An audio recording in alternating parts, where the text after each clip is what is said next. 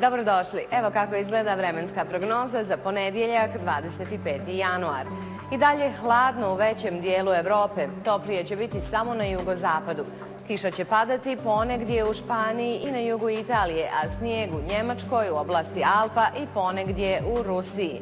Maksimalne temperature u većim evropskim gradovima kretaće se od minus 15 stepeni u Moskvi do 13 stepeni Celzijusa u Lisabonu.